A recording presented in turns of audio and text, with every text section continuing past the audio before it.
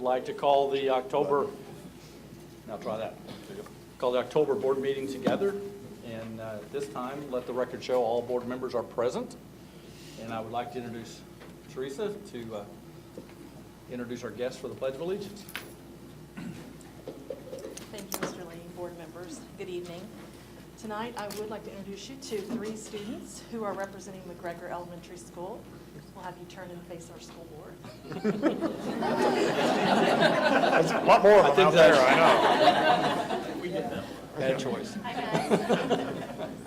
So they're representing McGregor and the 300 students who attend there. Aaron Lomley is a 5th grader. He started school at McGregor as a Wonder Year student, so he's been at that school for 7 years, and his family has been very active in the McGregor community during that time. Then we have Eileen Che, who is a 4th grader and participates in the English Language Learners Program at McGregor. And there are 5 different languages represented at McGregor: Chinese, Arabic, Spanish, Vietnamese, and Tonga. And then Daisy Jing is a 5th grader who also participates in the ELL program. So these Tigers are accompanied tonight by their assistant principal, Mr. Tom Masterson, and they have their families in the audience. So I would ask them to stand and be recognized as well.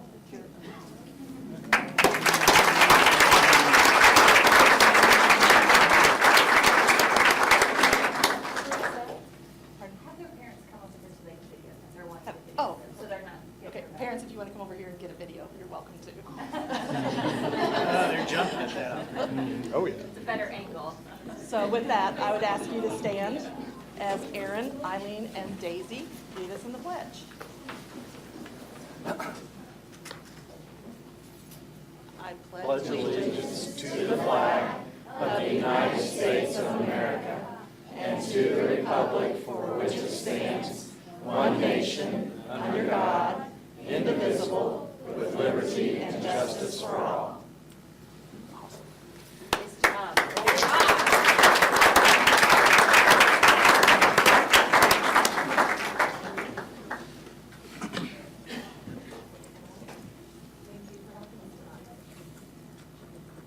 Thank you, guys. Thank you. Thanks Awesome. for being Great. here. Good Appreciate work. it. Keep up the great work. So as you can see from our full house this evening, we have a lot of exciting recognitions to share with you. And we'll start with a group of students from Sequoia Elementary School. Ladies, if you'd come forward. This is Lena Grace Satterwhite, Madison Unser, Jacelyn Stedding, and Sylvia Hudson. They make up the winning team from the Springfield Public Schools Junior Chef Competition, which was held September 30th at Hickory Hills. And their team is called the Asian Queens, and they won the overall prize for the most tasty taco recipe.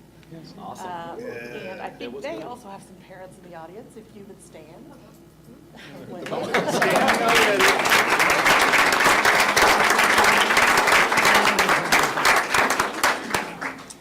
And I know they had a lot of support from their families, in addition to individuals from our Nutrition Services Department, General Services, Hickory Hills, Blended Learning, Health Services.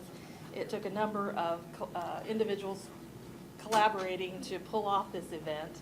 It's the 2nd year that SPS hosted the event, and it involved about 11 teams of students who created recipes, shopped for food at the farmer's market, and then prepared their dish and presented it to a team of judges. And I think you all tasted that dish Yes. tonight before your meal. Delish. And one of our judges was Dr. Tom Gossett, so we thank him for his effort. So I present to you our Asian Queens.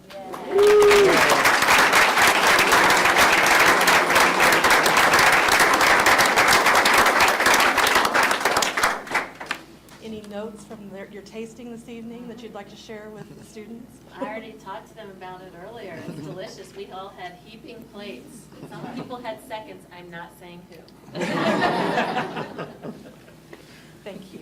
Thanks so much. Congratulations. Good work. Yes. Great.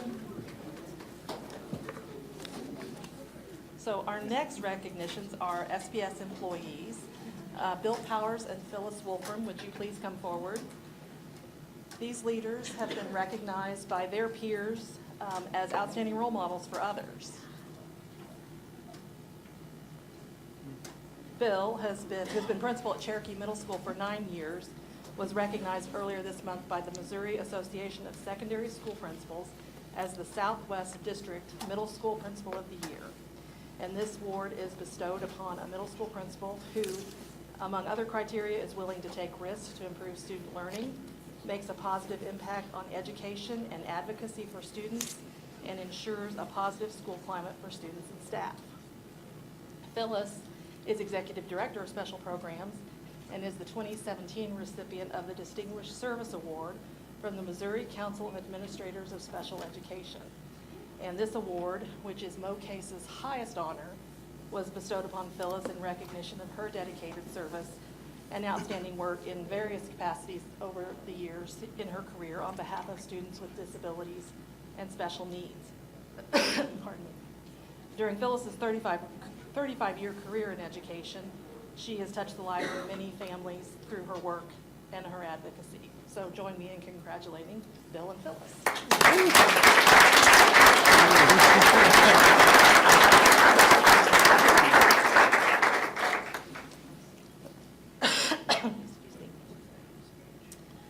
Earlier this year, as part of our 150th anniversary celebration, we wanted to recognize the long-term commitment of many of our employees. So during our Activate SPS event on August 14th, we honored about 80 educators who will achieve 25 years or more of service during this school year. There are also a number of our support staff who will achieve similar milestones this year. And in the next few months, Dr. Jungman and cabinet members will be visiting various work sites like transportation, GSC, administrative locations, and schools to recognize employees who have served SPS between 25 and 29 years. But tonight, we have an extra special recognition for those who have worked for SPS for 30 years or more.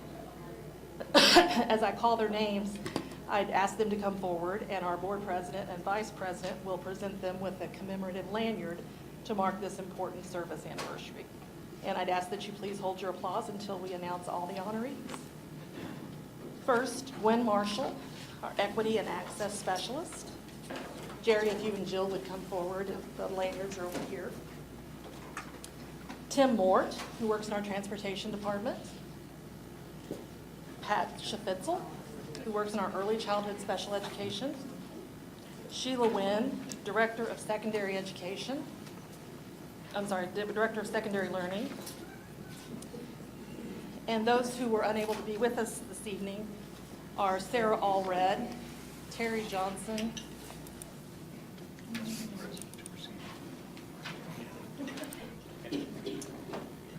Sharon McClure, Nancy Mills, Rita Sade, and Paula Pittman.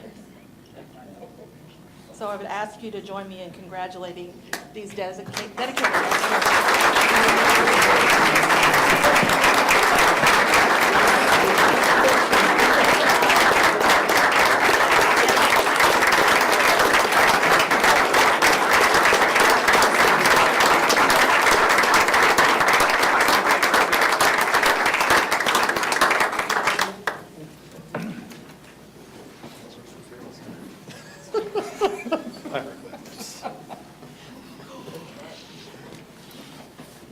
You were here when they hired him.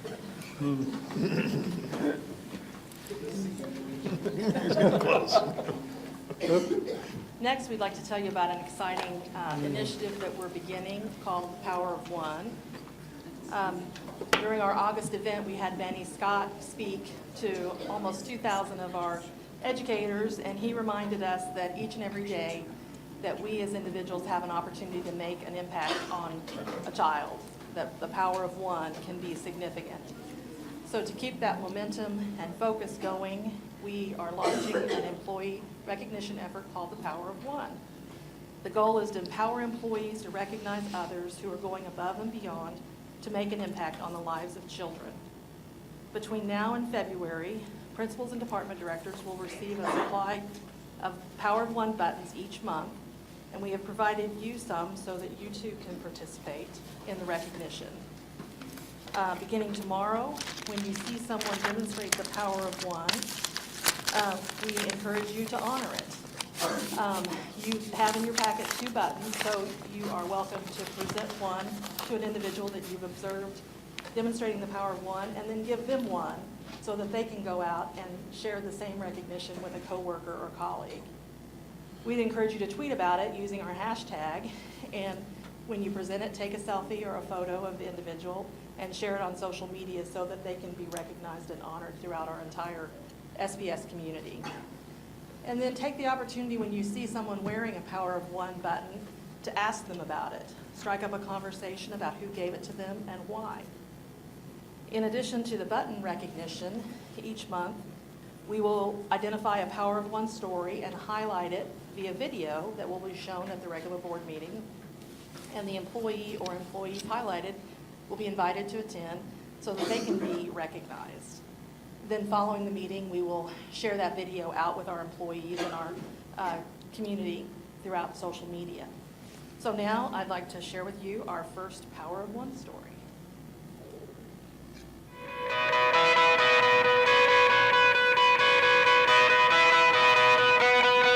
I volunteer my time at Fremont doing the Taekwondo program because as a child it was such an influential part of my life. Ms. Cowperthwaite, being a black belt in Taekwondo, had the opportunity to start a program for our students at Fremont Elementary that would give them access to something that otherwise they might never have an opportunity to participate in. The great thing about the Taekwondo program being held at Fremont is that it is a community event. We invite all members of the community. They don't have to be a Fremont student.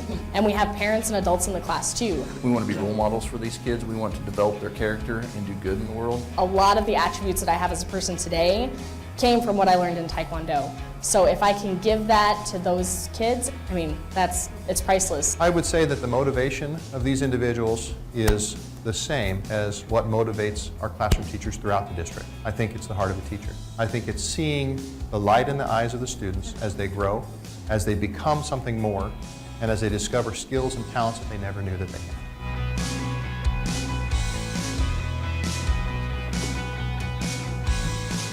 So it's my pleasure to introduce you to Mary Cowperthwaite and Officer James Harper, who are here with us tonight. Mrs. Patterson and Mr. Lee, if you'd come forward and help us recognize them.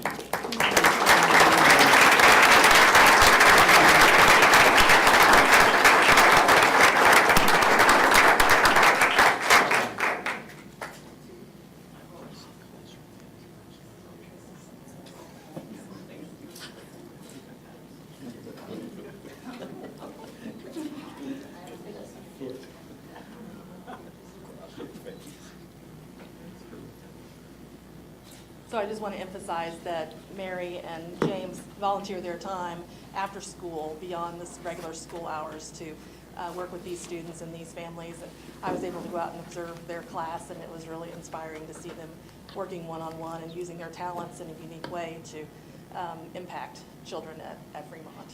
So we congratulate you and thank you for modeling that for us. And Teresa, I see a little fellow back there. I think I saw the video. I think I saw him, did I see him in the video?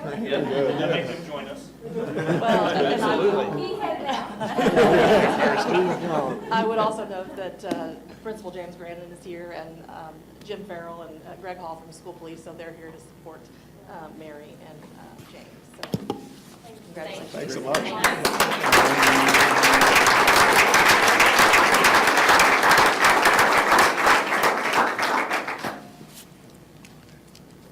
So we're almost done.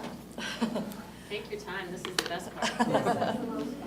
While typically we honor current students, tonight I would like to highlight for you several former SPS students.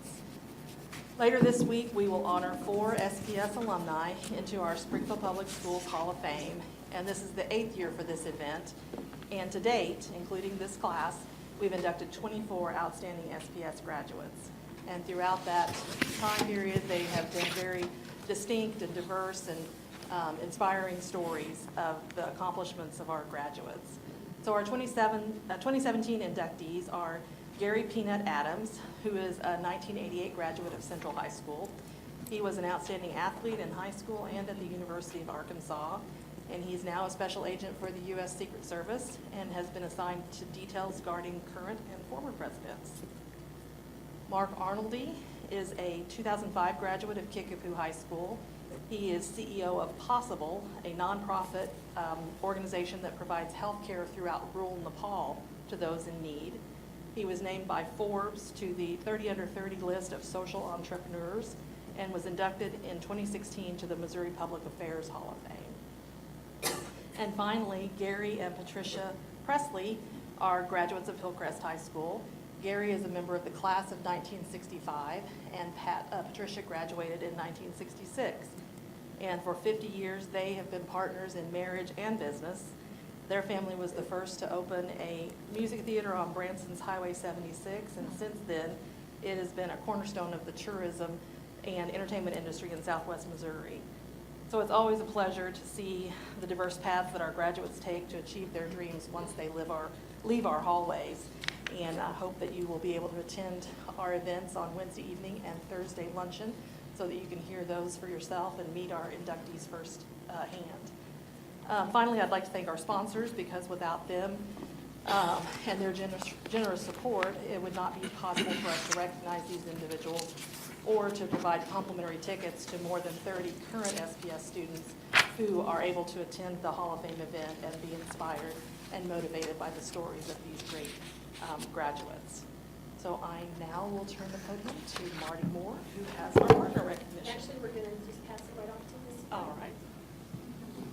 I'll get out of Missy's way then.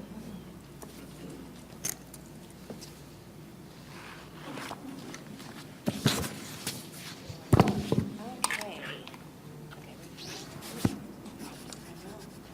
We have a photo montage for you here of some of the things that go on in our city related to early childhood education. And I have the honor, Christy and I do. Marty came to us last week and said, hey, can you get together some of our best collaborators in early childhood? We would like to recognize them. And it took us about 2 minutes to come up with a list of some of those that are nearest and dearest to us in our community of early childhood. So I'd like to take a moment to introduce you to some of the people that we work with on a day in, day out basis, and give you a little tidbit of how we're all connected, and then also one or two of the ways that we partner with them too. One of the reasons they're chosen as some of our best collaborators. So we're all members of what we call our Early Care and Education Collaborative that meets once a month at Community Partnership with the Ozarks. And when people often talk about the special sauce of early childhood and our collaboration in Springfield, this is what I always point back to, is our Early Care and Education Collaborative. It's been in existence for 20 years at least. I know it was one of my job responsibilities when I stepped into this position 12 years ago, and it's one of my meetings that I look forward to and try never to miss. I'm not sure how many I've missed in 12 years, but not many. So Christy is currently the co-chair with Nancy Dumstenson, who's one of our partners that we're going to recognize tonight. And so just a little bit about all of them, starting right to left. I think you guys are supposed to stand up while I talk about you too. So, Kimberly Shin Brown is on your far right, and Kimberly Shin Brown is with OCAC Head Start. I know you guys hear me talk about our partnership with Head Start a lot. We were recognized a few years ago as the Missouri Collaboration of the Year by Head Start. And you've heard me talk about our co-qualifying classrooms. They are also one of our vital partners at the Studi Nursery. They provide staff at our Studi Nursery in that partnership, and then they're also one of our big screening partners too. Jennifer Crouch is next to Kimberly, and Jennifer is with OTC, Child Development Lab. Jennifer is one of my partners with Ella, and then she's also one of our local gurus for conscious discipline, which Christy and I both use a lot with our staff. She's invited us in, and a lot of our staff in, for free trainings with conscious discipline, which is our approach that we take to learning and discipline in our classrooms. You probably recognize Dana Carroll next to Jennifer Crouch. Dana is with CPO and Every Child Promise.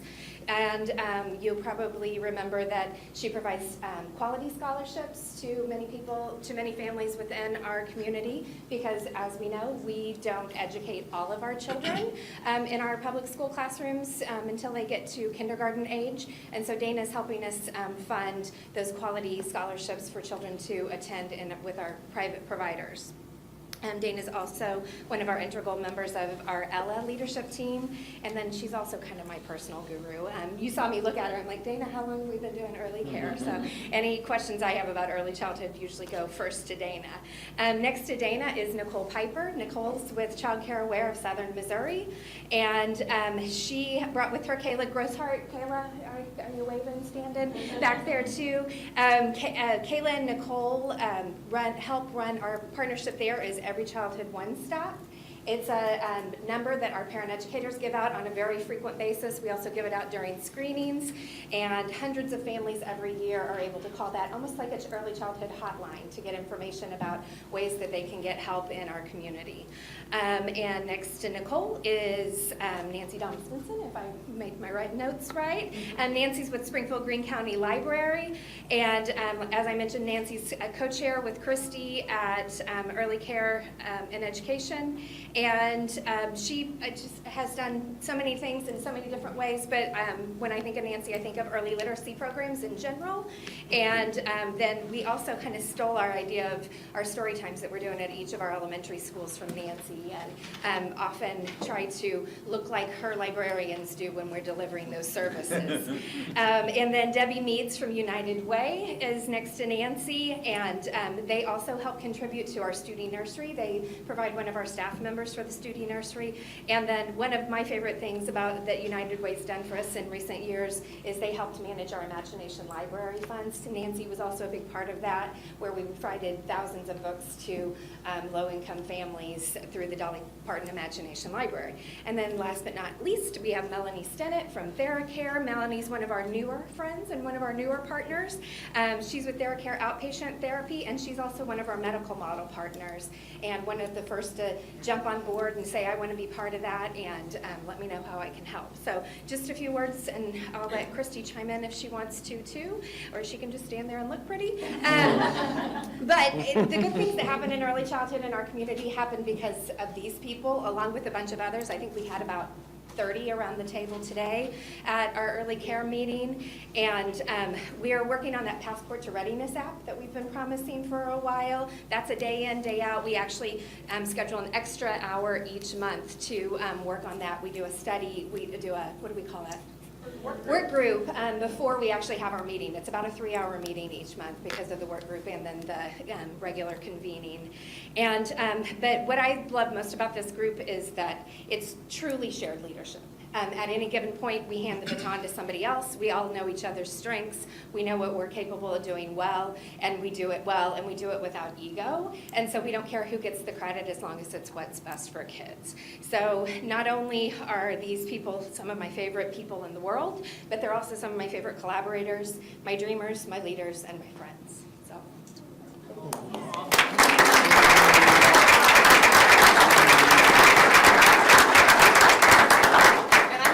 Top anything she just said with such passion, but really when we're in a room with these amazing women, it's just anything is possible. And so when we think about our community, all of these kids are our kids. So it's wonderful to be on this group. So thank you. Thank you. Thank you.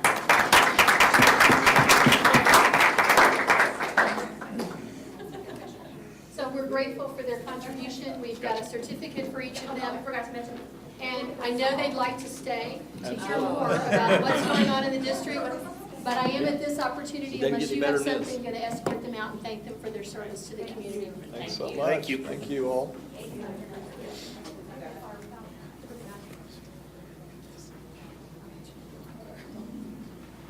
So I take that you're not staying? I think they're running. We'll be back. Yeah. I'm gonna go take a picture. Yeah. So many things going on. Okay. Doesn't get any better than that. Just amazing. We do need to approve the agenda for tonight, so I would entertain a motion to approve the agenda as presented. So moved. Motion by Lena, do I hear a second? Second? Second by Tim? Yep. We will vote.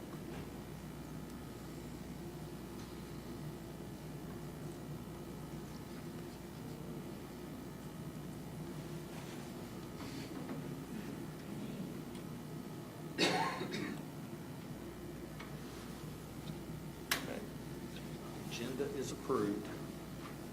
Ms. Luton, do we have any public comments on agenda items? Okay, thank you. Moving on to consent agenda. Consent agenda items 3, 4, and 5.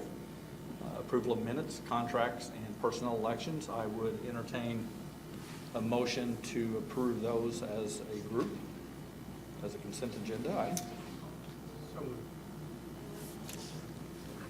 Charles? Motion by Charles, do I hear a second? Second. Second by Jill.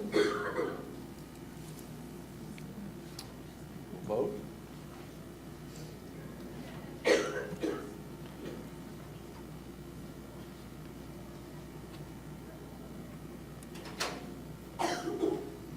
Okay, motion carried. Moving on to the treasurer's report. Carol? Good evening. We do have an additional item under the Treasurer's Report section for this evening's consideration. And as you can see posted is the statement of interest by Mr. Lee with regard to his employment with the Missouri School Board Association. And this must first be approved prior to us approving or offering for you the approval of the Treasurer's Report. Basically, typically every year, board members as well as Dr. John Wynn and myself provide a Missouri Ethics Commission report to disclose any financial connections. And this happened in a time period where that report had already been submitted, and so we'll do this evening, and that will be the one and only time, and then each year Mr. Lee will disclose that on his reporting. So that will then allow us to continue with business as usual with regard to voting on the regular accounts payable checks that are presented for your consideration. So this does require action. So do I hear a motion to approve 6.01? So moved. Motion by Lena. Second? Second? Charles? Tim? Tim, sorry. That sounded like. One of those. Somebody- One of those guys. I heard the voice.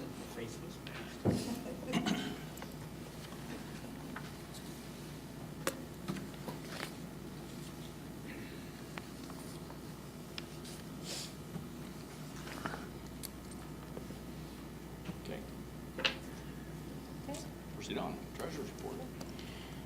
Our standard reports are provided for your review this evening, and as you know, those were posted last week so that you could view those online as well as for public consumption. And as is continuing, our fund balance is remaining quite stable. We do have a slight reduction from 16.39% projected ending fund balance, June 30, 2018, to 16.38%, and that is relative to the budget amendment presented to you this evening for an adjustment on E-rate revenue of $25,000. So have any questions, I'd be happy to answer those. Otherwise, we have our standard reports, including the bond financial information, investment reporting, overall revenue and expenditures by fund, and that budget amendment and transfer report that is standard. Any questions for Carol on treasurer's report? I would entertain a motion to approve the treasurer's report as presented. Motion by Denise. Second. By Jill. Please vote.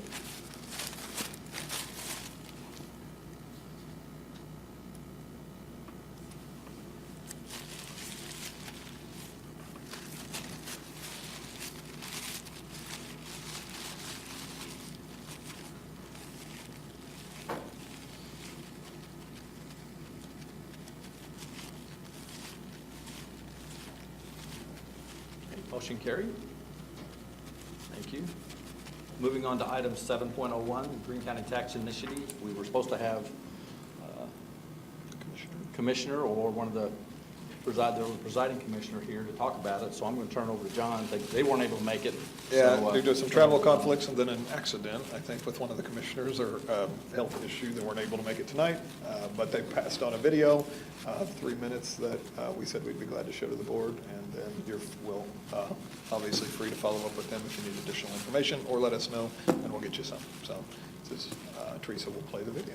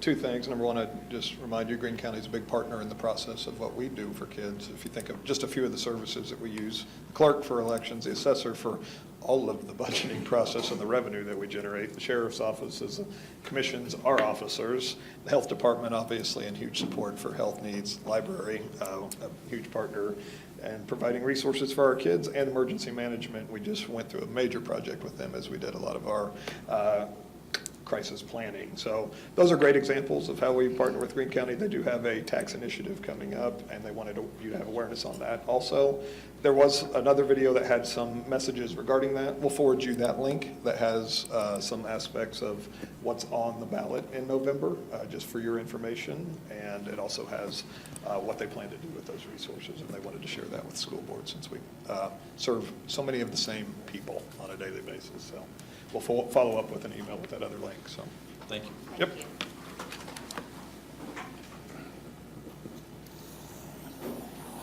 Okay, moving on, 7.02 Student Success Report. Dr. Dawson. Thank you. As my partner in crime here, Amy St. John is bringing up our report. I would just remind you that over the last several months, we have brought to you Focus Area 1 end-of-the-year reports. Those reports focused on health and hygiene. They focused on equity and access. They focus on experiences and partnerships. We believe those are the initiatives to help us in the student academics. Tonight we bring you our traditional student success report for the beginning of the year. This report is built off of some of the work we did last year. So last year, if you remember, we brought teams of teachers that Kathy Gross has championed for many years in our SPLS process, and we build school action plans. So we were able to use some of this data to help build those action plans. And just this last week, Amy and I sat on a team meeting where we looked at all of those SMART goals, looked at all those action plans, and started to do some progress monitoring. Tonight, we move forward and tell you the story about our success in the academic arena. Tonight would be a limited report. We don't have the full report because some of the data from the state around MAP testing and end-of-course testing has been embargoed. So we're bringing you comparisons for beginning of the year student success using our internal iReady tool over ourselves. So comparison of SBS versus SPS over the past 3 years. So you'll see that as our academic achievement. We are able to bring you some reports in the area of college and career. So you'll see some how we performed in the ACT. We'll bring you our end of the year attendance report and our graduation and cohort. So to help bring that message forward, Mrs. Amy St. John. Hello. Hello, nice to see you. I know you're excited. It's the data report. It's the data lady. Thank you for having me tonight. I hope that I can answer any questions that you have in regards to the data. And I know I will leave For with. some of us, you are the favorite. But as I say, I know I'll leave with homework, and that's okay. So you'll have great questions, and that'll probe the thinking. And so just consider that a space that I'm excited to always to learn from you all and the perspective that you bring. So we'll start the year with our beginning of year comparison. And just as a reminder, the purpose of a beginning of year diagnostic is so that both the teacher and the student know where they are as they begin. I often use the example as if we measured all the students and how tall they were at the beginning of a school year and then measured at the end to see what that growth looks like. And so as we look at beginning of year data, the purpose of that activity, as I actually was at Disney Elementary yesterday working with professional development for that team, is to really, when you see it in this type of a format, is to review over, if I'm a third grade teacher, for instance, am I performing third grade year over third grade year over third grade year? So it's sort of programmatic in nature. We know we want to dig into those student type questions and growth questions, and that will really be more part of the second session of the student report as we can layer on some more data pieces. But for this part of the year, this time of the year, what we want to look at is, are we trending in the same pattern? Are we slightly better or better than we were before? And in most cases, that's what you're seeing. So you wouldn't want to see it to start trending down. In other words, third grade is progressively getting better, or fourth grade in that regard. So with our English language arts, the current reality, this is all students over the 16, 17, and 18 school years. So this is fresh data, and we're pleased to see that we're moving still in the right direction with that information. As we look at this with our subgroup population, yes, Can you just clarify for the general public and also for us that FY18 means the June, the sorry, end thank of you the for, school year. yes, thank you for asking that. So when we talk about an academic year, we often will say FY, and that's the fiscal year ending in June. So we always use the June date. Yeah, great question. Stop me if I forget, because I do get a little excited and start talking in acronyms again, so. I'd be happy to. You'll be happy to, yes. So in this, I'm always passionate to peel back the layers and start to look at our subgroup population. What we can see is that in some cases, we are slightly better than we were over the past 2 years, but what you can start to see is certainly in the middle school years where it either planes off or we see a slight decrease.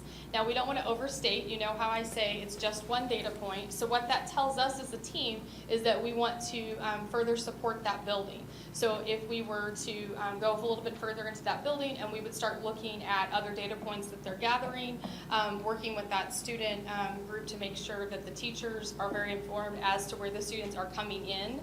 It can sometimes be when it's one data point that a group of students have I've started at a lower point. And that's because, again, this is just a measuring stick of where you are over time. One hope is that it starts to go up because of the work that has happened in the prior years. But again, this is one data point in time, but it does give us pause, and we want to look a little bit further and work with those buildings individually. This may sound like a really intelligent question, but it's not. Statistically significant between the scores. I mean, like middle school, goes down. Is there any statistical significance of going down or standard? Is it significant that it's going down enough that That we should be worried? would be worried about it? And how much would that be if you saw a decline or even an increase that you would go, that's a significant change in the number? That's a great question, actually. So in our department, when the window closes, we have Dave and we have Jill, as you know, you've met before. They sort of kind of own, we'll say, half of all the buildings. And so when they start to look at that data, they're looking at it more personal too. So not just it rolled up at a district level. And that's where they would start to dig into those type of questions that you're saying. So if it was a building that we knew was struggling in a particular area last year, we also layer that with their school action plan. They too know that it's an area that they're working on. And then we see a decrease, like you're describing, if it were at a building level. It wouldn't necessarily meet the criteria of significant because it's still just that one data point, but it is enough for it to go on a watch list for us to ensure that they have all the tools available to them, that they are syncing up both their adaptive software, the things that the kids are doing every day, with these sort of high watermarks. And so that's really how it's actionable for that reason.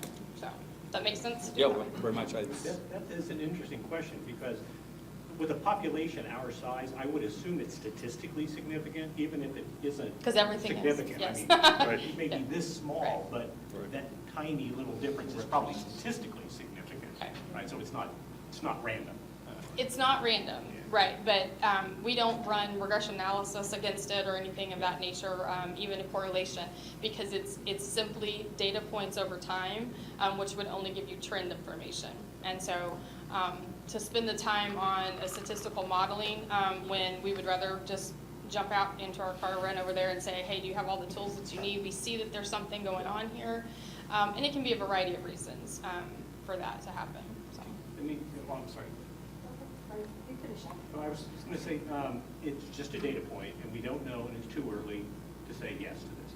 But I'm curious, one of the things that we've said, and I think we believe, is about Explore, is that we lead with it's going to stem the summer slide. When do you think we will have evidence that we're either doing that or not? Because in some ways, over time, the beginning of the year score ought to eke up a little bit. Now, drawing causal relationships, I know is going to be dicey, but do you have any? I think it's probably time. So we took a run at it last year, remember? So we had the beginning of year, and then we kind of made that our winter work. And I think it's probably, again, something that we should look at. We took a run at it. It was one summer, and it was, again, just simply the 2 data points, the end of year, and we looked at it by growth. But I think what we would look at next would be by that growth scale score, as we talked about, and that I will talk about more in the next report. So I can sprinkle some of that in there because I think it is good information to see. You don't want to put so much emphasis on that one thing. I jokingly say in the office, we don't run correlation studies on if this pen works or not. So we have to remember that when we think of tools or we think of programs, that it's not just a one moment in time. You have to be very careful with that. That being said, and more to come, Club Encore is different than that. Because Club Encore is a moment, and to digress just a little bit, but it's the same standards, remember, and we used iReady data. We peeled off and said, these are the standards that we're struggling with. And oh, by the way, we're going to invite the kids who need this extended time, extended learning. And oh, by the way, we're going to monitor that as we go. A little bit different in Explore because it's an open, we'll say, access type of an approach, which is a little different than real remediation for that effort. And so we're very excited to see scores that are going to be through that process. So, yeah. Yes, ma'am. I think one thing that we can remember, or should remember, that if we're looking at like 5th grade end of the year last year, and we're looking at 6th grade beginning of the year this year, there's a tremendous difference in the curricular expectations. In other words, they're being tested beginning of the ratchets up, correct.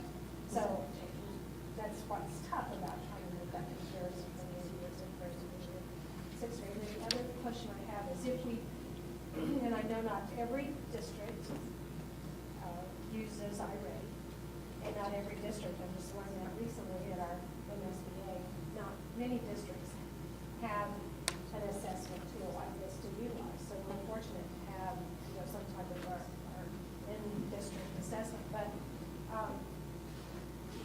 with those districts that utilize iReady, do you get an average scale score for beginning, middle of year, beginning, middle of year, end of year?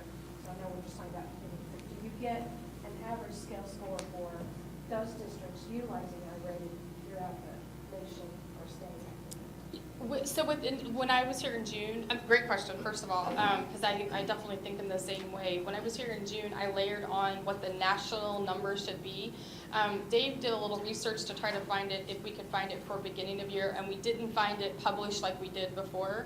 But I actually like the way that you just described it there. And we could reach out to our peer districts that we know are iReady users, even in Missouri. So we could be Missouri, iReady, hey, can you just give me that information? Like, for instance, I was in North Kansas City before. That would be a great starting spot. They even have about the same number of kiddos, kind of a thing. So I think that's a really good point where we could do that by either peer or even just the size of districts and stuff like that. Well, I know we can get all caught up in all Yep. these comparisons, but just some other average to look at.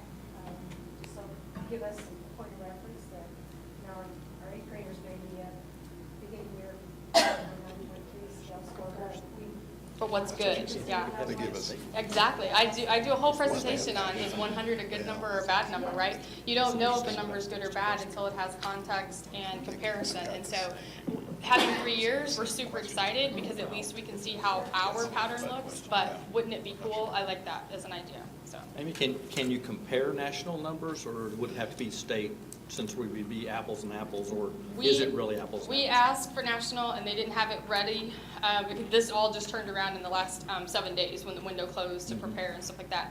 I'm not going to give up on it, because I feel like it should be there. They had end of year for us. They had national numbers, where the scale score should be by the national end, we'll say, by tens of thousands of students. So it's not to say that we would give up on it, but I really like how Denise put a twist on it and said, hey, why don't you just reach out to your friends? And I mean, if nothing else, you can get a number. You can just get is it 575 and we're coming in at 570. Yeah. But you can do a valid comparison on a national basis, not just a statewide, okay? Yes, iReady actually is incorporated whole state. So like the whole state of Tennessee, for instance, is an iReady state. And so they have mass amounts of data that we're able to use as comparison. They just, in 2 seconds, didn't have it when we thought, oh, that would have been a good idea. So, but we don't give up on it. We'll put it on the whiteboard and it'll happen. So, so Matt, we knew going into this school year, based upon the spring information, based upon the iReady scores as they ended last year, and then what we could see of the MAP scores, that math needs to be a focus. And so when we went down the path at SPLS, as Dr. Dawson mentioned, and we put the school action plans together, we, kind of as a group, Dr. Anderson and Dr. Dublin, it needs to be a focus, and so it needs to be in there. And so we were looking for that, but more than that, what we were looking for this year in math is we were saying, specific to those standards, what is that building needing, and is there another building that we could kind of bring together? So again, you have this huge advantage when you're a large school district because you have enough friends, you have enough friends and family that you can kind of group together and work together. And so that's what started to happen. And as those results started coming out, even over the summer and into this, Jill Palmer has done a tremendous number of coffee talks. And coffee talks are just simply, let's dig a little deeper into understanding this. Let's look at those standards. We look at those standard reports on what's called a green and white report, so that a building, Dave does this too with his buildings, where they lay all out the information and they say, where are the gaps? And so the big aha is that if I'm a 5th grade teacher and there is this large gap of understanding, and we'll use division as an example, where my kiddos don't have that in their schema, if you will, in their thinking, I'm struggling to teach them fractions. Well, if I can go back and reteach that piece, it's possible that we could all move forward. And we've talked like that for a little while, but it started coming alive this year. And it started with our focus schools, and then we just decided it was sort of where the cool kids wanted to hang out kind of a feel, because everybody wanted to dig into their data. And we said, yeah, no problem, we'll be there for you in that. And so it really kind of took off, and it's been really exciting. So I don't want to harp too much on the beginning of year, because I think what this did is set into motion a lot of really good conversation that we've been having for the last 6 weeks. So, however, that being said, we definitely want to see what further we can do, and certainly, as we noted at the end of last year in our subgroup performance, it's still underperforming where we were. In the next report, as we talk about the students that are in the subgroup and those that are not in the subgroup, will be one of the layers that we'll also bring to that piece, because we want to tease that out, because in the average we have all the kids, but let's tease that out and really start to look at that and make sense of that information. So now we're going to move into college and career readiness. Not to rush you, but I think there's other things on the agenda. I would stand here and talk all night. So as we look at the ACT, I was with you just a few months ago talking about ACT when we talked about what the plan would be for this year, as that we had lost the DESE state funding. And as we started to see the scores this year, we are on par with Springfield, with Missouri as Springfield, just slightly below the national number. I won't publish my neighbors' information, but I can tell you in the larger urban districts, we're still far outperforming, and that's very exciting. But what you look at with this information is, again, you think about that N size of the number of students that tested, 99% of the senior class, as compared to 60% of the national number. And so when we're looking at that information, we're still, you don't want to overstate it, but we're still hanging in there pretty good, considering the number of students that are taking the ACT. Again, hearing great anecdotal information as we're going into this fall about students that utilize that score for something that they did not know that they even had the capabilities of, right. And we're still trying to capture those stories to put that data into play. Yes? What the Missouri participation rate is, it roughly Springfield, since pretty much every school district gave it, is 90%. Right, it would be right on par. It's supposed to be in the 95 to 100% range, but it hovers more in the 90, I think it was 96, 97% is what we saw. I was just surprised that the participation rate presumably went up in Missouri. The score went up, which is not what I would have expected at all. It came down slightly for us and went up slightly for Missouri, which is a bit of a kind of counterintuitive. 10 point. This flattened out from the last time that we talked about it. So where we broke it down by each of the individual subgroups, we did see it flatten out, and with only one in the green this time. So again, that gives us pause to think through that. I worked quite a bit with Marty Moore and some of the things that we're doing for equity and access. And sometimes, again, it can be a language barrier. Sometimes it can be a cultural barrier that we're trying to work through and make sure that that the families understand the value as it fits best for their family. And so working through those pieces, much more to come in the strategies that are happening in that area this year. College and career readiness overall, as we think about it in our state measures. So this is our data over our data, because again, we're still in that embargoed state. So this is just us talking about ourselves, and which we love to do. And in that first bucket, I've always described this as 3 buckets in this particular area, and we always talked about every student needing a point in the bucket. That's a way that you think about. So that first one is anyone who graduated that year. So you all are very in tune with the graduation data because of all the fun things that have been going on. Any student who gets a G code goes through that cycle where they have to have met those measures. And so that starts to look a little bit different, especially as we're kind of going and making sure that every single student comes back and re-engages. And oh, by the way, we also need you to take the ACT. Or oh, by the way, we need to take it, get through the work keys. Or by the way. And it's a good thing, but it can be a challenge. And so going into this particular year, one of the things that we're talking about with the high school principals is best test for that particular kiddo. So making it the same menu, but right test, right kid, right time is super important. So making that availability, that access is there, that equity is there, and that opportunity is there, but really making sure that it's the right test for that particular kid. So as we've thought through those years where the ACT has been out there for all, and predominantly the score that we work from, that's why you'll see a slight downturn in that one as well. So, but we do have a celebration, as 0.87% of our Hispanic students have increased over that amount of time. So it's very exciting what's going on with that. In the next bucket, that's the advanced courses, which accounts for your advanced placement, is your AP, your IB courses, dual credit, Project Lead the Way, or your technical skill attainment. And with that, again, I talk about this is a little bit like a card-carrying member of society. So this is where we look to see that certification piece or that advanced piece. So as a student takes the AP exam with us and they score a certain point, it then translates into a point that would go in the bucket and or a version of a point, a partial point. The same is true as if they scored on a certain score on the IB, or if we have them down for a dual credit class like with Missouri State, and then they get an A or a B in there, then that's also how they can get points into that bucket. So that's how that works. And as you can see, it's also flatlined a little bit, and again, more opportunity for kids can sometimes do that to the data. So, yes. So with 3.4 advanced courses, that's not necessarily reflective of a change in participation rates. No, that's the percentage of the senior class that met that measure for this particular slide. So 61.9% of the senior class met the measure of a point, and it's partial. So if I took the number for each of you and you're worth half a point and you're worth a whole point and you're worth 125, do you see it? That, and then together collectively with the denominator of everybody who was in the file that graduated.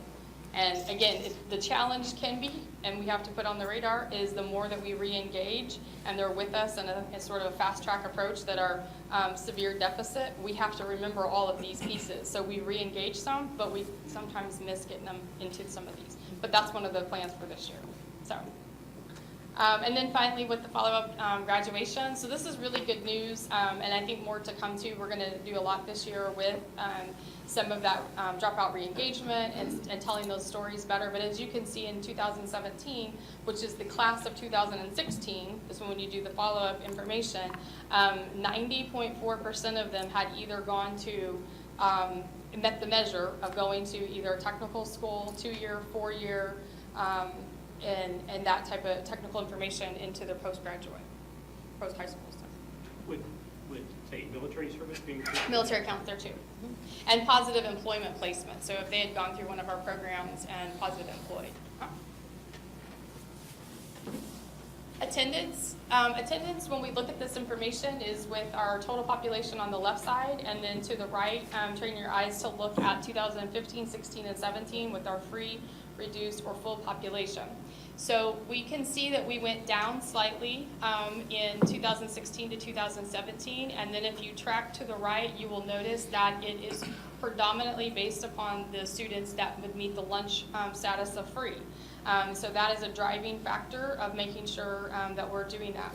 An example of things that are to change this year is really, again, that individual conversation. So as I said yesterday when working with the building, we looked at data for the whole building, but then we personalized it and asked the teacher, what does this mean for your classroom? What is the attendance of your, classroom kiddos, and are they engaged in wanting to come to school? And that's one of the things that you have to think about. And then we even layered that with tardies. So if kids are tardy to school and if kids are not engaged in school, it obviously affects the macro version of that story, but let's take it all the way down to that classroom. And we talk about, we jokingly said, that teacher that says, don't talk to me until I've had 5 cups of coffee, and instead, kind of turning that frown upside down, and they thought that was pretty funny, and there were a few in there that said, okay, I know you're talking to me. And I said, I didn't even know. So, but it's really that positive, I want to be at school, kind of don't miss out feel that we're really trying to push back into that. Then again, with the subgroup population, again, reading left to right is 2015, 16, and then 17. Again, seeing some slight decreases in some of those areas, and individually working just to make sure that all students are aware that we want them to be at school. So we're working through either the attendance advisors, the CSIs that are at the high schools and that, and really just even doing knocking on the door and making sure, do you need an alarm clock? Do you need to be at school? That type of information. And then finally, our graduation rate. Remember that we talk about the graduation rate in 4-year, 5-year, 6-year, and 7-year cohorts, always by their cohort. Their freshman year puts into motion their cohort year. So regardless of how and when we re-engage them, they are forever a part of that cohort, except for when I talk about points in the bucket. So when we talk about this, the 4-year graduates had to have started their freshman year and finished within 4 years. And so what you can see is that we do have a slight uptick. We obviously want to continue that effort, but we know that the efforts this year worked, and we're very, very pleased with the efforts that were proactive to ensure that students were graduating on the 4-year graduation plan. However, we know that it was important for us to look and re-engage those students, and so we have an opportunity as a school district that we can re-engage all the way up until the count date in September. And we did. We did that at high numbers. I was just trying to double check. It's 64 kids that we were able to re-engage, which is the highest that anybody can really remember. And the efforts worked. The blitz that we, kind of did the meet me at McDonald's, or we varied the times. We took resources to the community and said, hey, we really want you back in school. We know that that is going to benefit you for life. And so that's what we were there to do, just triage that situation. And so we were very pleased with that. That 64 student count that we're able to re-engage. Lots more to come. I think Dr. Gusson is kind of, like I said, think through that process and do a redesign.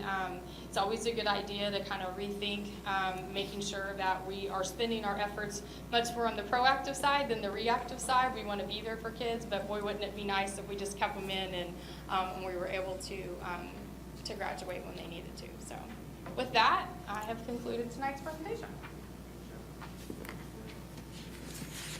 Questions for Amy? Dr. Dawson? Just in closing, I just would tell you that this is truly the next steps, and this is the same steps we showed you at the end of last year. Stay focused on integrated units, student experiences, innovation, figuring out really to personalize building level supports, and then looking at our extended learning plan. And that's our program, which is around Explore and Encore. So this is where we're focused on to help change those metrics over a long period of time. We plan to come back to you in November to give you more of the APR report that would come with how those percentages transfer into points at the state level, and we hope to bring that to you the next time. So, I probably should know the answer to this question, but on attendance, with the increase in online learning, how does that factor into attendance? It definitely factors in a positive way. There's not a negative effect at all when you talk about virtual attendance. And when they log on, are they present? They are, well, actually the state has it have us build it out a little bit different. So the best way to explain it is if any course in the face-to-face environment we'll use 100 hours as an example. Okay, so if you go to algebra during first block, then it's worth, we'll say, 100 hours of reimbursed hours to the state. In these particular scenarios, you have a 94% of that. So then that course is only worth 94 hours. So it's 100% attendance of 94 hours. So it cannot have an ill effect on the overall percentage, nor can it hurt A+ percentage of that, because oftentimes people get those two numbers confused. The only thing that it does is it shorts the amount we get reimbursed, but the benefit is that student is engaged 24/7. So that's the difference. Great question. Yeah, thank you. Any other questions? Thank you, Amy. Mike? That one's stalled.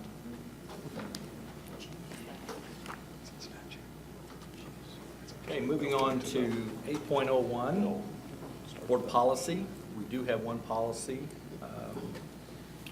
to look at tonight or to approve, and that is policy AA, which change was strictly naming. Yep. So Just it's a cleanup. very much a cleanup. So unless anybody's got any question, I would entertain a motion to approve policy AA as revised. So moved. Okay, motion by Tim. Second? Second by Denise.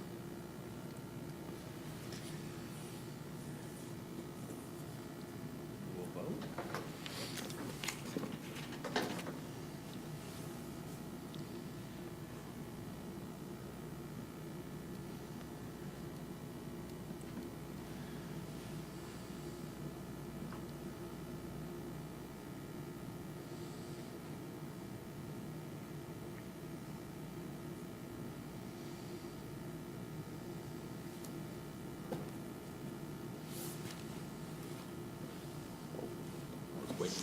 Cheryl.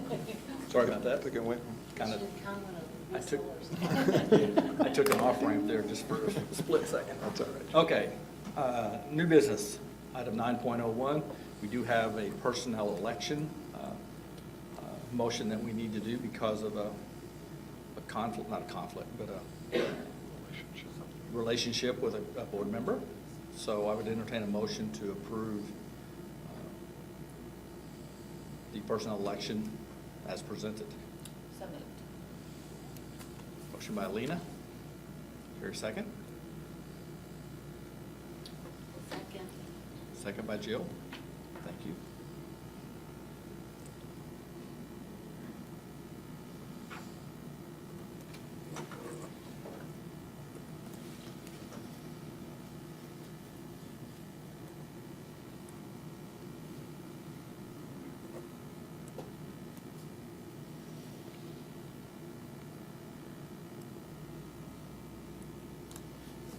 Okay, thank you.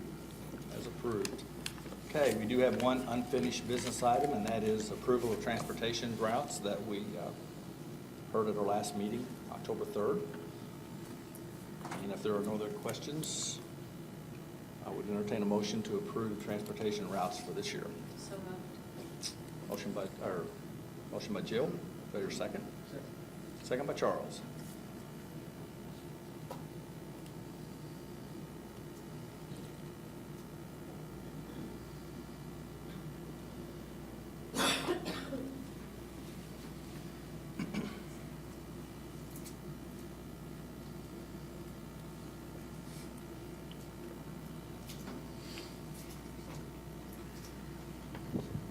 Okay, thank you.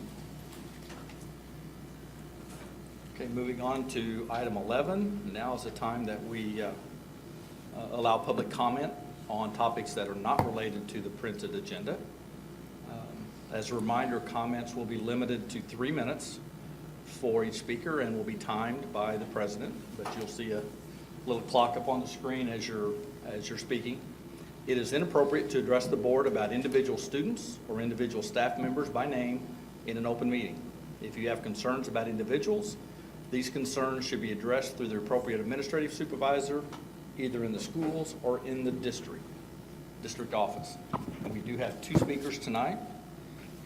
First one is Ron and Jasmine King. I'd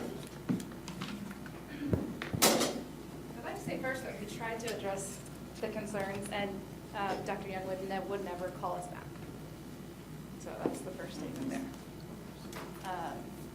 And if you want it to be across the board for everybody, the policy needs to be changed so that when a student is assaulted by a staff member, that staff member is immediately suspended pending the investigation. There's currently still a criminal investigation going on over the counselor that hit our daughter at Carver. You all should know that, but no one seems to care. Quickly, I'd like to point out that when you're talking about student data for ACTs, attendance, that kind of thing, regardless of if it's full, reduced, or whatever the case may be, when you classify those in Springfield, Missouri, you're talking about maybe 8,000 people in this whole city that are black. And so how many students are black? You put that class over here, and you talk about the averages of their ACTs compared to a class of 142,000 roughly people that are white, you're going to have an average that doesn't really weigh out correctly. And I think that that's pretty self-explanatory, but for some reason it seemed to be, a big source of discussion. But one thing that I want to address is the inability to speak to the appropriate parties, regardless of what the situation is, whenever there is an issue that any parent in Springfield Public Schools would have. We pay for you, we pay for the teachers, we pay for everybody. We've both been in the public school system for over 30 years. We graduated. We have professions in Springfield. We're taxpayers. I have 8 children We have 8 children. and 2 of whom we are already done feel- with SPS, 6 of whom are in the school system now, 1 of whom can't even go to school because she's afraid, because of what happened to her in your building and the aftermath of nothing happening to the woman that assaulted her. And we feel there needs to be swift disciplinary action, especially whenever there is a reason to have any disciplinary action, that it should be swift, that if anybody abused in any way, any of the statutes, the policies and procedures put in place by Springfield Public Schools, that they immediately be put on administrative leave until the investigation is complete, and then at that time be swiftly terminated without question. And not brought back. Since this happened to our child, I've had multiple people contact me that work for the schools and that are parents with children in the schools, or children that they've moved out of the schools because their children have been assaulted and nothing was ever done. Tenure shouldn't be an issue. The safety of the kids matter most. And The power this is of the one, power of the power two, of, yeah, the not power just of one. Power of one of your counselors took our straight A student with perfect attendance who loved going to school, looked forward to it every day, to a child who can't even go to school.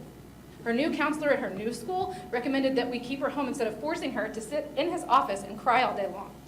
He recommended that we get her a counselor outside of SPS because he could see what was going on with her was the fault of SPS. Thank you for your time.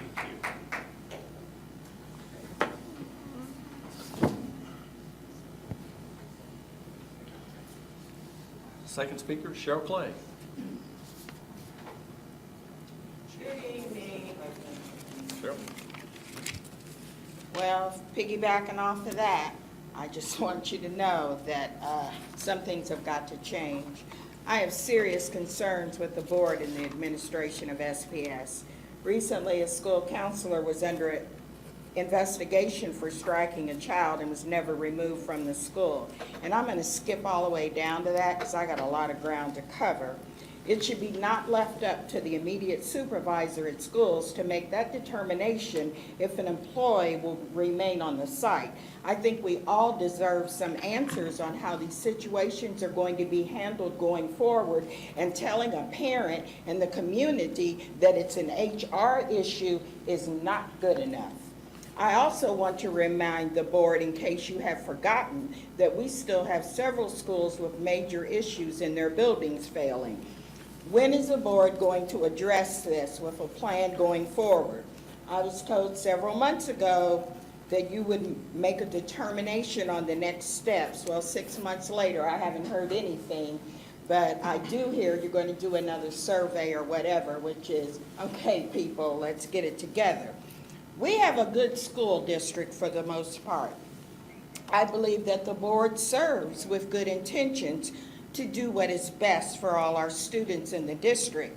But someone has to hold this administration accountable for a plan to improve the equity across our district. This not only includes technology assets, but buildings as well. Frankly, the community is tired of surveys being paid and not paid for that are telling you the same thing with just different numbers and your data tweaked to reflect the same things. You have had 6 months and still no plan. The North Side schools are a disgrace, in case you forgot. The achievement gap is not closing. I don't care what your data and your numbers say.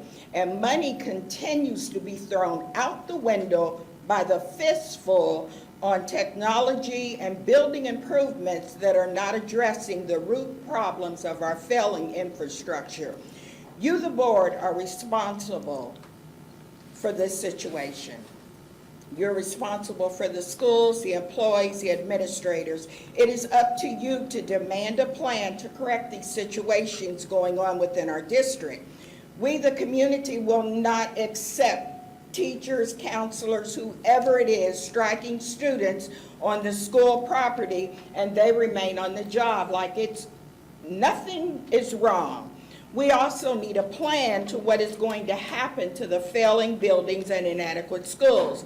I'm tired of data being touted like everything is all hunky-dory with our schools and you're doing a great job, because our schools are inadequate on so many issues. I want you to know I am giving this board a big fat F for failing on your commitment to the best interests of our students and our schools. So the good thing about that F is you can only go up from there. But that choice is yours. Again, another report and another thing, I'm also going to do a sunshine request on this summer school data numbers that you're bandering all around the countryside on what passed and the failures. I would like to know how the on-site students did and the off-site students did. And I'm sure that data is available, because from my understanding, those numbers aren't so great, but you wouldn't know that from the reports. I want this board to be transparent on incidents involving violence against our students on school property, beginning with the Carver Middle School. Y'all need to figure it out. Thank you, Ms. Clay. I'm new to these things. Do you all respond? We do not. You don't? So we're not gonna know any answers? There's no discussion with public comments. So when do we get to hear from Dr. Jungman, since he won't call me back on the phone? Moving on. Moving The on. child's been struck. This is like a big deal. She's still under criminal investigation right now.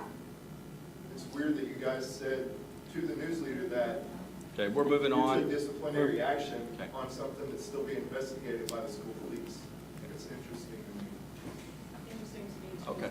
It's also interesting. that Moving on Springfield- to- the excuse Springfield me. School Wait. District told the Your- NEA president your that time is there up. was no investigation. We're gonna move on and a child on We're- I don't understand that. Yes, they're all mandated, yes, every one of them, mandated reports to Okay. the state. We're moving on with the agenda.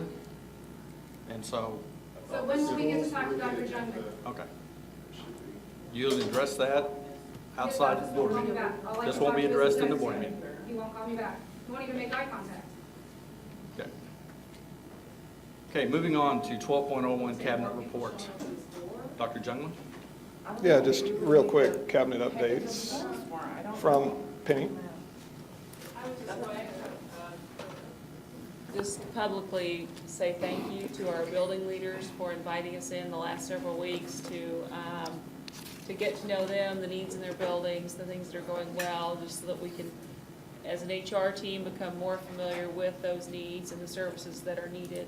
I appreciate their frank, direct conversation with us and look forward to working with them to both continue to support the great things that are going on and then to also meet the needs that we have district-wide. So I appreciate their time and their commitment and their support.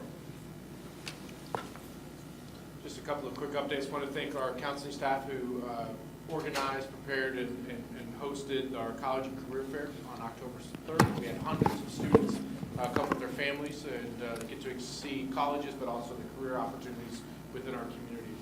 I have to give a shout out to Ann White. We have registered over 2,600 volunteers in our system up to this point who are working in lunchrooms, who are reading buddies. These are folks who have gone above and beyond, and we're actually tracking with more volunteers than we were a year ago at this point. I also want to thank Jean Graybill, who we have already administered 1,200 flu shots to our students, and that will continue to grow as we move forward. Got to give a thanks to Dr. Caldwell and Mr. Moore, who have started this journey of proof of concept around freshman academies at Glendale and Hillcrest. That work is starting to march forward, and they've done a great job in sharing with that with their teams yesterday. And lastly, I would just give a thanks to Parkview. On October 4th, they did our Parkview Day of Care, where we had students from all levels out of the community providing community service and service leadership from anywhere from painting and cleaning up yards to caring for the elderly. So we thank the counselors and that whole team for pulling that off. Again, I thank Dr. Dawson. Thank you. I have some others. if you want some. And you too, Mrs. Rucker. We do have great teams working everywhere throughout the district. I know you know that. I will keep mine to be very business focused, and that is, we did have the deadline come to a close for the request for information process for our surplus real estate. That closed at 3 p.m. yesterday. So more information coming your way soon. Only additional update, facility master planning retreat is scheduled. October 30th, we'll be hosting it at Jarrett Middle School. The agenda will include facility master planning, bond reflections and feedback, legislative priorities as we build up that platform and prepare for our upcoming legislative session. And those are the two main pieces that we'll be digging into that night. Okay. Questions for Pam? Okay, moving on, legislative update. It's really all about setting your legislative priorities. Yeah. You just gave it. That's it. We are preparing for session. Okay. Moving on, 13.01, board comments. Any board comments? We just had the opportunity for all 7 of us to attend the MSBA conference. And I would Jerry, entertain any reflections of that. yes, you'd asked us to comment on a couple things, and I thought the one speaker that I generally don't highlight general session speakers because, I don't know. I just have it kind of, they come in and do their speech and leave, and we're supposed to do the work or something. But I think he made a great point in that he said it's easy to be engaging with those people who are engaged, which I thought was a great point. And he was, I think, talking about students and parents particularly, but I think based on some of the things we've had in bond issues, sometimes that's exactly what we're looking at. It's not difficult for us to engage with those people who are involved with the school system, but what, 3/4 of our population probably isn't directly involved, so they're not engaged. So what do we do? So I thought that was a good point. And the second is that I got to introduce one of our sessions that was presented. I learned a lot from our session. It was presented by Jim Farrell and Justin Harrell.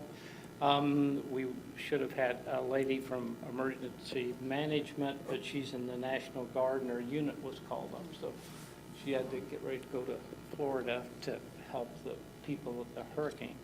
And a couple of things stood out. One thing, I mean, it was I guess I didn't understand how enormous that plan was.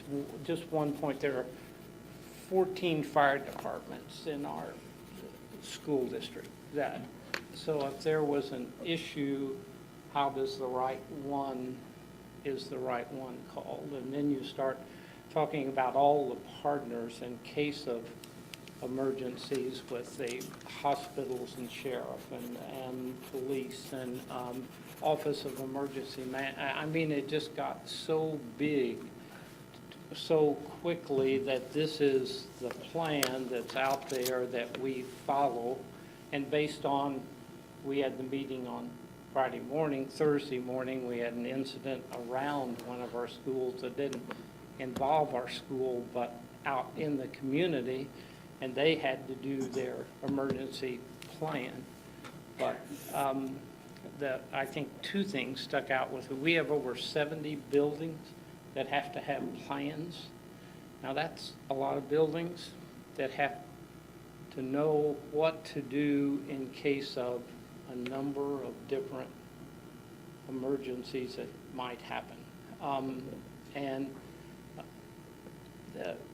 I think it was Jim Farrell that said, you know, based on that number, we can only get around to look at those once every 3 years.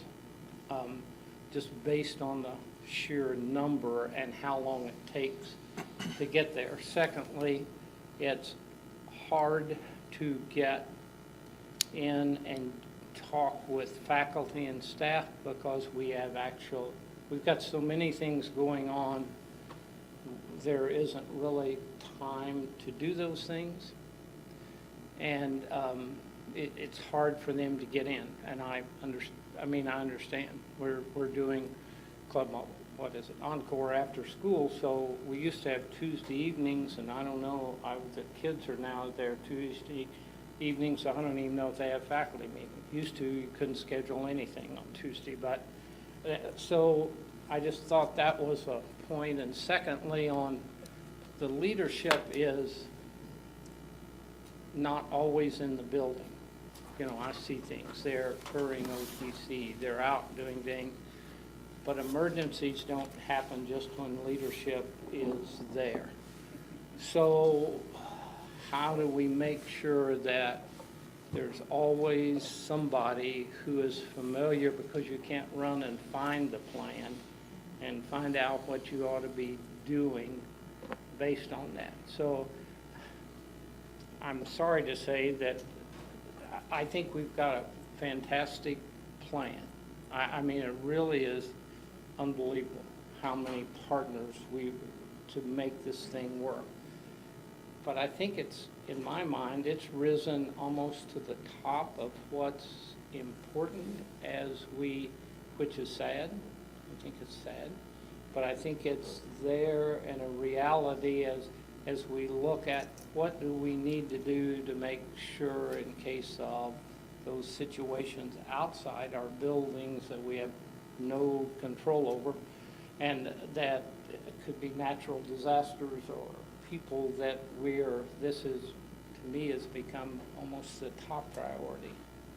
I can't imagine how we could deal with the fact that something could happen in our buildings and we can't predict everything that's going to happen, but based on incidences around the country, we can add that to our plan.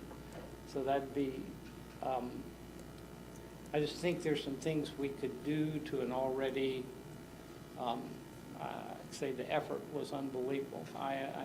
It would not, if you were in a school district of 500, you would have one fire department, one sheriff's office. I mean, just think of how big this is for our system and where the schools are located and all of the moving parts that would have to take place almost immediately. I think we've got a great start, but it just was, after it was finished, it made me feel good to know where we are, but it's scary to know that can't be put on a shelf. There are too many incidents that happen that could happen to our buildings that we have to know right away, and I think one of those is who knows what to do, and who in that building knows, not where's the plan, but who knows what to do at that point. So it was extremely well received, and a number of people in surrounding districts to ours were talking to them afterwards. I thought the superintendent from Washington, Missouri, who's been down here and brought people down to look, by the way, she kept referencing Springfield in her presentation, which was gratifying. But she talked about, and her son, so she talked about him personally, a compliant learner. And I'd never heard that term before, because we talk about engaged learners. And she said, but my son is a compliant learner, and he's got a 4-year ride to college. But she said, he's a learner where you just need to tell him what to do. That's what he wants to know. Tell me what I need to do, and I'll get it done. And then I thought, is that okay? The same as engaged? I mean, it's okay, because he's got a 4-year ride to college, and I just want to know what I need to do, and you just tell me where the bar is, and I'm going to get up to the bar. And I thought, how many of our really good students are compliant learners? Are they really engaged learners? Or are they just, I know where I want to get to, so heck with that, just let's stop beating around the bush and tell me what I need to do. And again, I'm not saying that's a bad thing, but I wonder where that fits in with our engaging, relevant, and personal, because I don't, and that was her remark. She would have wanted him to be more engaged, but I mean, she wasn't disappointed that he was compliant Okay. and got a 4-year ride. So, I mean, it's Well, we'll see how he does that freshman year in his yeah, 4-year that- ride, yeah. because that will be the test. He will find someone to show him where that bar is. And, I mean, he reaches the bar, but I think there's a difference in engaged, and when I thought back on my going to school, I was only engaged in certain classes. Others, I was compliant. What I need to do, I'll do it, and so I don't, there were certain classes I was engaged in and went beyond and did other things, but a lot of them, I thought back, that's what I was. You know, I was compliant because of what I knew my parents would do if I wasn't compliant. And, you know, I know where I wanted to go, so I think engaged is better, but it was just a good term and that raised more questions, which I'd rather have more answers from the conference than just questions. Thank you. Charles? As is often the case when I go to a conference, I come back feeling, by and large, really pretty good about what we're doing. We have a lot of good things going on. But there were a couple things that when I walked away, I thought it's fair to say we have not peaked prematurely on two issues. And one is, I think we're a remarkably innovative district, and I am not claiming authorship of this phrase, even though I think it's a good one. May not be entirely accurate, but it's one we're thinking about, is that it can be risky to be innovation-rich and assessment systems poor. And I worry occasionally that we run out ahead of ourselves, and we don't always provide the kind of resources and support that we need to cash in some really good ideas. And I think that's something for us to be mindful about. And again, I think the data are where the answers are. And data are just sort of abstract descriptions of what happens with individual kids. And I'm much more interested with individual kids, but you add all of them in, and then we can get a sense of how well or not we're doing it. But I do think it's really crucial that we keep our eye on systems and processes and ultimately assessment to figure out how to get better from that. And a couple of sessions I attended, and this is really powerful in the wake of the bond election, is a couple of districts that really struggled with, I think, community engagement, right? With electorates that were not compliant, to use that language. That it's crucial to have meaningful engagement with all stakeholders, with equal emphasis on meaningful and all, not just the talk occasionally. It has to be meaningful engagement, and it's got to be all stakeholders, including the ones that are harder to be engaged with because they're not already engaged. I mean, it's easy when it's easy. It only matters when it's hard. I think the hard stuff, I think, is the more interesting and difficult stuff.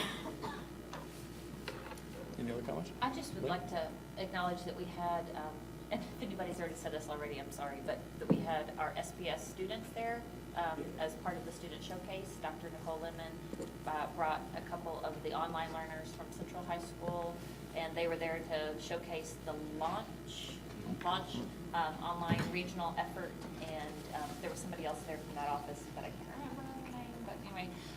But it was really great because there were student showcases from several other districts, and I know we all walked through the hallway and got to see those as well, but I just want to thank them for their efforts for driving up for the day and talking to other conference attendees. Any other comments? Lots of good talents. And all board members were in attendance. Yes, So that was something that was And we very had positive. 5 sessions. We participated in 5 sessions, Some which way, yeah. may have been a record, I'm not sure, but, and all of them had great response to, each and every one of them. Unfortunately, we had some that were like late in the afternoon that you can't deal with, but Saturday afternoon, that's unfortunate, but that's okay, that's the way it goes. No other comments? Okay, any other board comments on anything else? Great partnership luncheon yesterday with Explore Summer School. That was great. We cloned Mia Mia? from Reed Academy. That girl's going to go far. She's very impressive, very impressive. Any other school visits or anything? Okay. Upcoming meetings, obviously we got Hall of Fame starting tomorrow night reception. Hopefully everybody can come, and then the banquet Thursday and lunch at Bass Pro or White River, whatever they call it now. So that will be an exciting time. It's always great to meet past graduates that have done incredible things for our state and for our district. Okay, any other meetings that you can think of? You already mentioned the Retreat. Retreat, That was yeah. the other big one. Okay. All right. Plus deltas, be sure if you have any plus deltas to put them up on the board so we can review those of how the meeting went. We do need to vote to go into executive session. That the board will meet in executive session following this meeting to discuss legal, real estate, and personnel matters as provided in section 610-021, sections 1, 2, 3, and 13 RSMO. So I would entertain a motion to go to executive session. So moved. Motion by Lena, second by Denise.